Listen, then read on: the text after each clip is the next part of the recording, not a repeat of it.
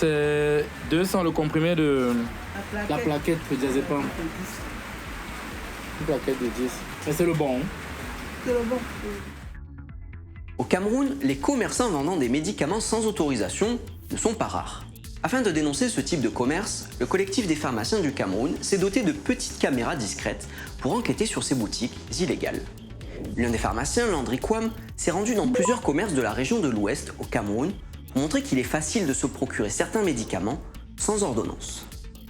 Je suis rendu en caméra cachée dans une boutique qui vend des médicaments dans le marché. J'ai demandé par exemple du Cytotec. Cytotec, c'est un produit qui est utilisé pour les problèmes de douleurs gastriques. Mais certains professionnels de la santé, gynécologues, peuvent aussi l'utiliser pour une interruption volontaire de grossesse. Mais ça, c'est dans le cas où le diagnostic vital de la mère est en jeu. C'est 6 comprimés de Cytotec. Elle avale 3. Oui. Elle avale 3 et elle met 3 dans le vagin. Je me suis fait servir assez rapidement, sans poser de questions. C'est un gros problème de santé publique parce que vous imaginez, si tous les citoyens peuvent en procurer comme ça aussi facilement, sans être suivis par un gynécologue ou autre, vous pouvez imaginer les complications. Et sur cette vidéo, vous pouvez voir la proximité des pharmacies légalement installées et les boutiques, les kiosques, l'étalage, ce qui influence considérablement le chiffre d'affaires des pharmacies. Les prix sont aléatoirement attribués aux médicaments, au bon vouloir de vendeurs de la rue.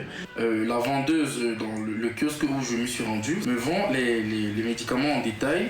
Et elle met quelques comprimés dans des sachets. En général, c'est pour avoir plus de gains et pour psychologiquement démontrer aux yeux de la population qu'ils ont l'accessibilité facile aux médicaments.